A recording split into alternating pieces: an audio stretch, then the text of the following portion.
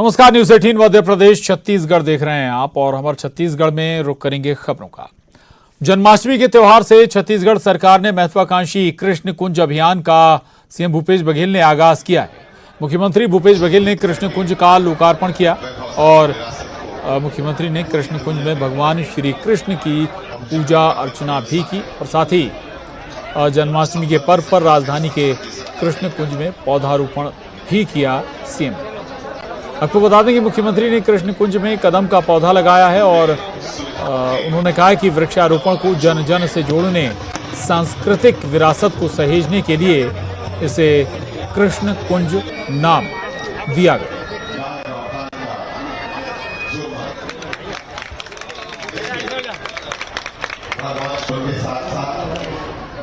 और रायपुर से बड़ी खबर है। नेता प्रतिपक्ष नारायण चंदेल का बयान आया है। बेरोजगारी को लेकर सीएम निवास का घेराव किया जाएगा।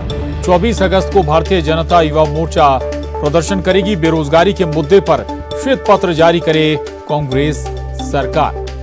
विकास के कोई काम नहीं हो रहे, प्रदेश में अराजकता की स्थिति है। प्रदेश की स्थिति बद से बदतर हो गई है। वहीं छत्तीसगढ़ में सरकार संवैधानिक संकट में फंसी हुई है।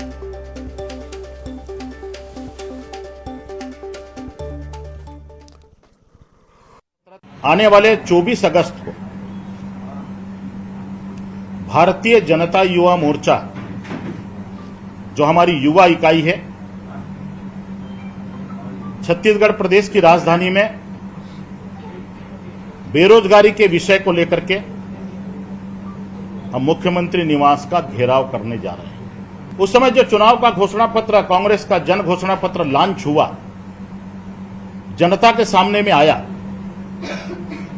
कांग्रेस पार्टी ने कहा था कि हम इस प्रदेश के बेरोजगार नौजवानों को रोजगार देंगे या 2500 रुपया बेरोजगारी भत्ता देंगे। हम आप लोगों के माध्यम से माननीय मुख्यमंत्री श्री भूपेश बघेल जी से पूछना चाहते हैं कि प्रदेश की जनता के सामने में बेरोजगारी के विषय पर श्वेत पत्र जारी करें। तो आज छत्तीसगढ़ की जितनी दुर्दशा इस कांग्रेस की सरकार ने किया है, ऐसा उदाहरण पूरे देश में कहीं नहीं मिलेगा। लोकतंत्र की हत्या, प्रजातंत्र का सरेआम गला घोटना, इस विधानसभा के अविश्वास प्रस्ताव में आप सब लोगों ने सुना होगा। पिछले 22 मार्च को बजट सत्र के दौरान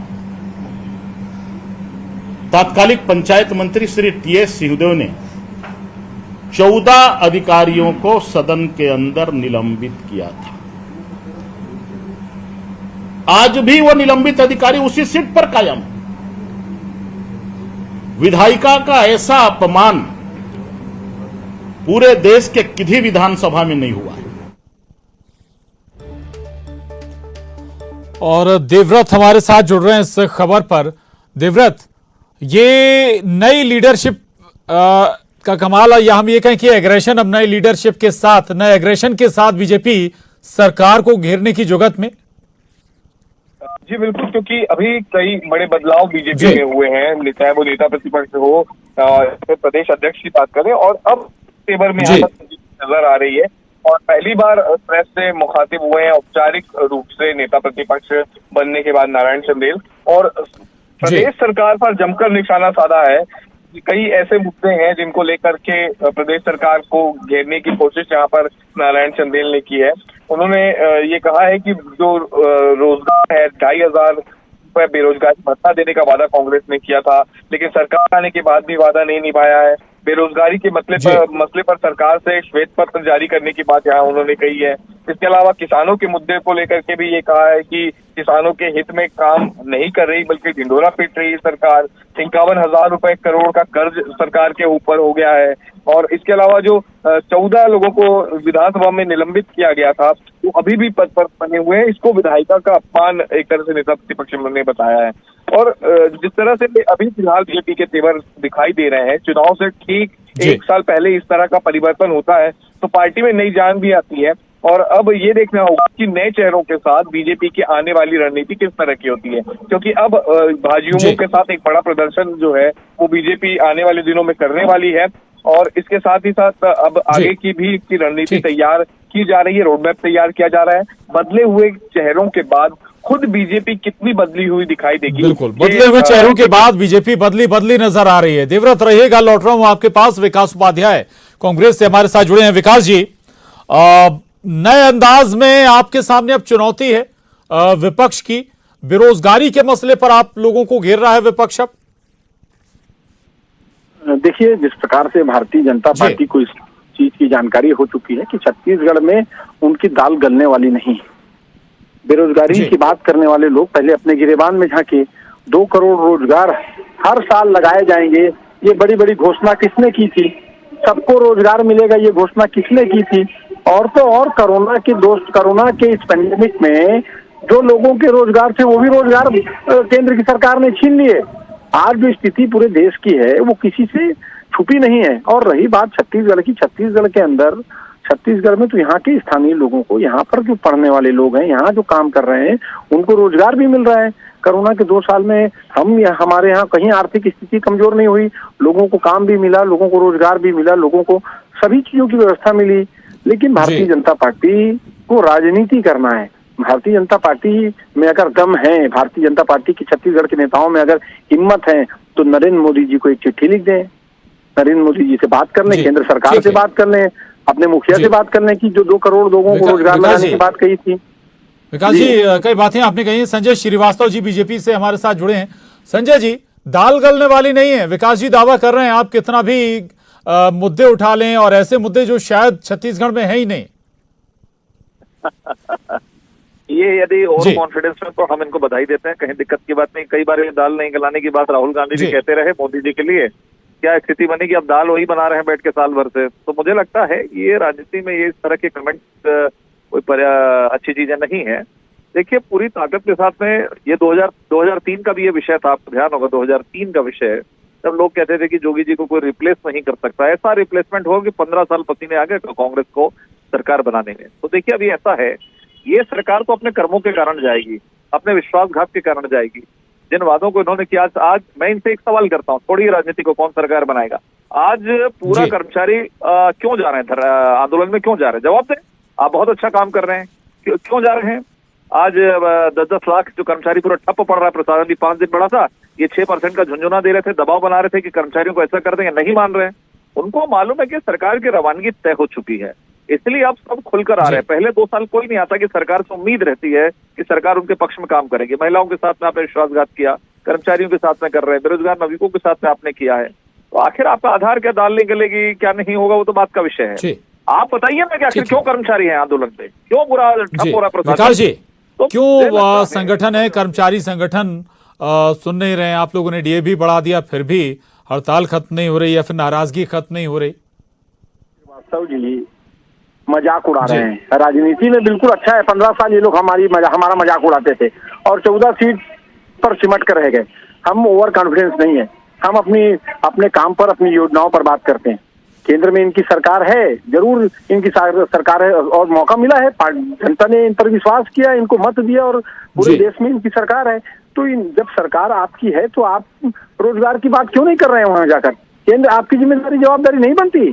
केंद्र के प्रति आपको भी एक वहां पर आपका डेलीगेशन ले जाके बात करना चाहिए। और रहे कर्मचारियों की जो बात कर रही है, धीरे धीरे ये सरकार 3.5 साल की सरकार, जिसमें 2 साल कोरोना के बड़े पेंडेमिक को हम लोगों ने उसमें काम किया, लोगों की मदद की। 1.5 साल के साथ 3.5 साल में हम लोगों ने जो काम किया वो अपने आप में अभूतपूर्व काम है। और आने वाले दिनों में वो सब मसला जो हम लोगों ने घोषणा पत्र में कहा है, ठीक है। आखिरी कमेंट विकास जी, संजय जी का ले लेते हैं कम शब्दों में। संजय जी, पैमाना बदल जाता है जब राज्य की जगह केंद्र की बात आती है तो? बिल्कुल, मैं तो कह रहा हूँ ना, कर्मचारी की बात किया, 34% हमने डीए दिया, आप क्यों नहीं दे रहे हैं? केंद्र तो दिया ना 34% अपने कर्मचारियों को, आप भी दे दीजिए। मध्य प्रदेश की सरकार ने दिया 34%, आप क्यों कम कर रहे हैं? आप तो बोलते हैं संपन्न है, सबसे ज्यादा देश के अंदर में सर्व संपन्न और पैसे की आर्थिक स्थिति अच्छी है सरकार की, राज्य सरकार की, उसके बाद आप पैसा क्यों नहीं दे रहे हैं? डीए, गृह भाड़ा भत्ता क्यों नहीं दे रहे हैं? पूरा प्रशासन ठप, एक बाबू वहां मिलने वाला है आने वाले समय। संजय जी, जी शुक्रिया संजय जी, विकास जी, धन्यवाद न्यूज 18 से बात करने के लिए। देवव्रत भी हमारे साथ बने हुए थे। शुक्रिया देवव्रत आपका इस पूरी बातचीत के लिए। आगे बढ़ेंगे और रायपुर से एक और बड़ी खबर है। अनियमित कर्मचारियों का 1 सितंबर से आंदोलन, जी अनियमितीकरण की मांग को लेकर आंदोलन करेंगे ये कर्मचारी। अनिश्चितकालीन आंदोलन की तैयारी कर रहे हैं और आंदोलन से पहले राजनीतिक पार्टियों से समर्थन भी मांग रहे हैं। कर्मचारी संगठन के नेता दिल्ली दौरे पर गए हैं। बीजेपी और आप पार्टी से समर्थन भी मांगा है। प्रदेश में 1,80,000 अनियमित कर्मचारी कार्यरत हैं। तो ये बड़ी खबर है रायपुर से। अनियमित कर्मचारी 1 सितंबर से आंदोलन की तैयारी कर रहे हैं। और रायपुर से बड़ी खबर है, धरना प्रदर्शन पर सख्त हुआ प्रशासन। बिना अनुमति धरना प्रदर्शन रैली पर कार्रवाई होगी, एक्शन होगा। जिला प्रशासन की अनुमति के बाद प्रदर्शन का स्वरूप बदला तो भी कार्रवाई होगी। अनुमति मिलने पर शांतिपूर्ण विरोध प्रदर्शन करने के निर्देश दिए गए हैं। तो ये बड़ी खबर है रायपुर से। धरना प्रदर्शन पर प्रशासन अब सख्त हो गया है।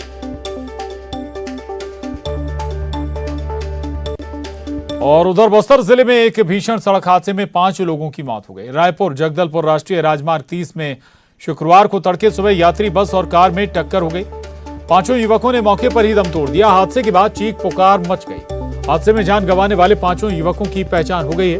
मृतकों में 3 दिनेश सेठिया, गौतम गायन, सचिव सेठिया जो नगरनार का निवासी था, वही अभिषेक सेठिया नया मुंडा का रहने वाला था, जबकि अकीब छिंदगढ़ का रहने वाला था। और सभी 5 मृतकों की उम्र 24 से 25 के बीच में थी। वहीं मृतक अभिषेक सेठिया DRG का जवान था, जिसका कुछ दिन पहले ही एक वीडियो सामने आया था। वीडियो में मुख्यमंत्री को लेकर संदेश दिया था। सीएम भूपेश बघेल ने हादसे पर दुख जताया है।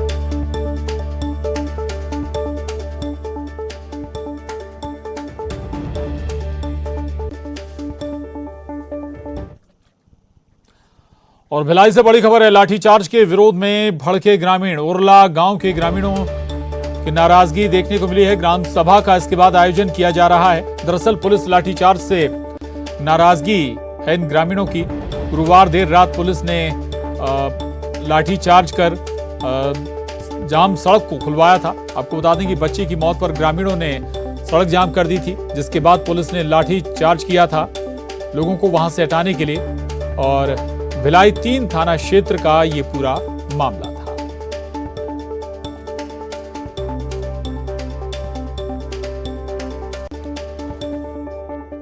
और दंतेवाड़ा से बड़ी खबर है, महिला नक्सली ने सरेंडर कर दिया। डीआईजी और एसपी के सामने आत्मसमर्पण कर दिया। KAMS सदस्य के रूप में सक्रिय थी और नक्सलियों की विचारधारा से तंग आकर समर्पण किया है। घर वापस आई अभियान को सफलता मिल रही है। अब तक 550 नक्सली सरेंडर कर चुके हैं। तो ये बड़ी खबर है दंतेवाड़ा से, जहां महिला नक्सली ने सरेंडर कर दिया है। कोरिया से बड़ी खबर, स्वास्थ्य विभाग की लापरवाही फिर उजागर हुई है। टॉर्च जलाकर घायल मरीज का इलाज किया गया है। मनेंद्रगढ़ सामुदायिक स्वास्थ्य केंद्र का मामला है। ये दुर्घटना में घायल का इलाज टॉर्च की रोशनी में किया गया। दूसरे अस्पताल ले जाते समय युवक की मौत हो गई। ये बड़ी खबर कोरिया से, जहां स्वास्थ्य विभाग की भारी लापरवाही उजागर हुई। दरअसल टॉर्च जलाकर घायल मरीज का इलाज किया गया। और इतना ही नहीं, मनेंद्रगढ़ सामुदायिक स्वास्थ्य केंद्र का ये मामला बताया जा रहा है। और दुर्घटना में घायल का इलाज टॉर्च की रोशनी में पहले किया गया और उसके बाद दूसरे अस्पताल ले जाते समय युवक ने दम तोड़ दिया।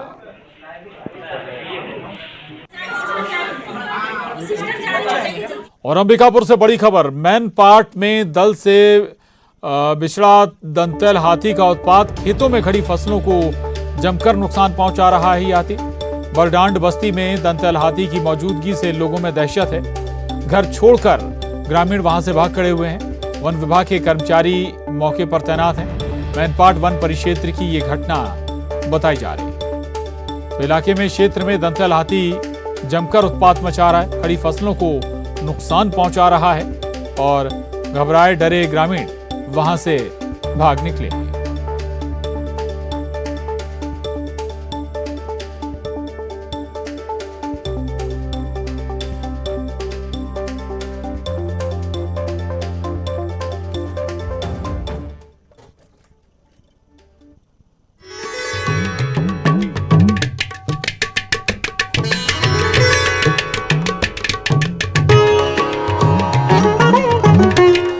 तो आज श्री कृष्ण जन्मोत्सव और जन्माष्टमी के पर मुख्यमंत्री भूपेश बघेल का बड़ा बयान आया है। उन्होंने कहा कि राम और कृष्ण किसी के कॉपीराइट नहीं है, सबके हैं राम और कृष्ण। बीजेपी सिर्फ वोट के लिए राम और कृष्ण के नाम का इस्तेमाल करती है। छत्तीसगढ़ में सभी धर्मों के प्रमुख स्थानों का विकास किया जा रहा है। सब पहले सबके हैं ये, राम किसी का या कृष्ण किसी का उसका क्या कह सकते हैं, कॉपीराइट नहीं, पेटेंट नहीं है ना। रसखान कवि के बारे में कृष्ण कविता है ना, उसके भजन कितने प्रसिद्ध हैं रसखान कवि के, अनेक ऐसे हैं, मीराबाई कहें, कृष्ण कहें, रसखान कहें, सूरदास, कितने लोग हैं जिसके भक्त हुए। और कृष्ण के उपदेश को कौन नहीं जानता सर, लेकिन भाजपा दावा ठोकती रही है इस पर। वो केवल वोट के लिए करती है। हमारी ये सांस्कृतिक पहचान है, उसको हम देश और दुनिया के सामने ला रहे हैं। हमारे आदिवासी संस्कृति 15 साल इनको मौका मिला, कभी देवगुड़ी नहीं बनाए, कभी गोटुल नहीं बनाए। कबीर पंथ के आप देखेंगे जो निराकार ब्रह्म को मानते हैं, वहाँ दामाखेड़ा में 22 करोड़ रुपए का वहाँ तालाब निर्माण कर रहे हैं। गुरु घासीदास जी के जो तपोध भूमि है उसका विकास के काम हमने हाथ में लिया है। तो जितने भी यहाँ जैसे बौद्ध सर्किट में आप कहेंगे सिरपुर का, उसको विकसित कर रहे हैं। तो हमारे छत्तीसगढ़ का राम वनगमन पर्यटन पर्पस है, तो छत्तीसगढ़ से जितनी जुड़ी हुई चीज़ें हैं उस सबको हम सामने ला रहे हैं, चाहे यहाँ की भाषा हो, चाहे यहाँ की संस्कृति हो, जीवन शैली है, तो सबको सामने लाने का, जिसे हम सब छत्तीसगढ़ के लोग गर्व करते हैं। तो हमें गौरव की अनुभूति होनी चाहिए। बासी डे भी हम लोगों ने मनाया है, गोरे बासी का भी। ये है कि हम सब जो भोजन करते हैं। अब देखिए 25 सेकंड 25 खबर।